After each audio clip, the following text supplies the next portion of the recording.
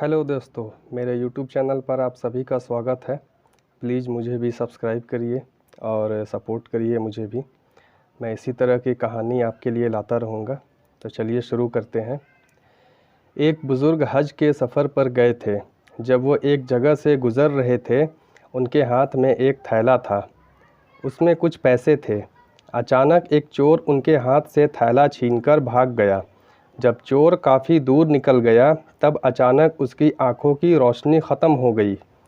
आंखों की रोशनी जाते देख उस चोर ने रोना शुरू कर दिया। जब लोगों ने चोर से पूछा, भाई क्या हुआ, तो वो कहने लगा, मैंने एक आदमी का थैला छीना है। वह कोई बड़ा अल्लाह का करीबी बंदा लगता है। मेरी आंखों की रोशनी चली गई। खुदा के लिए मुझे उसके पास पहुंचा दो, ताकि मैं उससे माफ़ी मांग सकूं। जब लोगों ने पूछा कि यह किस्सा कहाँ पेश आया, तो कहने लगा, फला नाई की दुकान के करीब पेश आया।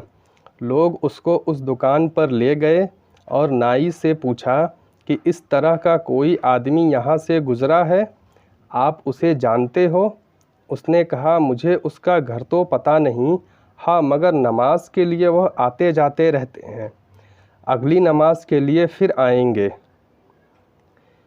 ये लोग इंतज़ार में बैठ गए। वह बुज़ुर्ग अपने वक्त पर तशरीफ़ लाए।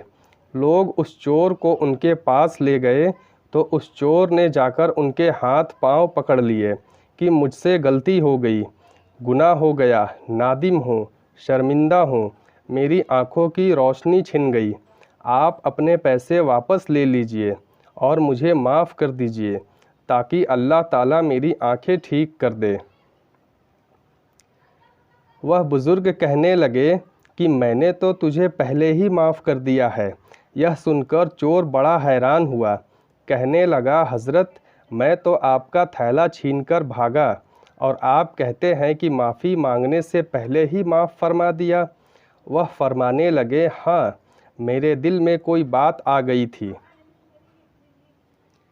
फरमाने लगे, मैंने एक हदीस पढ़ी जिसमें नबी अकरम सल्लल्लाहु अलैहि वसल्लम ने फरमाया कि क़यामत के दिन जब मेरी उम्मत का हिसाब पेश किया जाएगा, तो मैं उस वक्त तक मीज़ान के करीब रहूँगा जब तक मेरी आखिरी उम्मत का फ़ैसला नहीं हो जाता।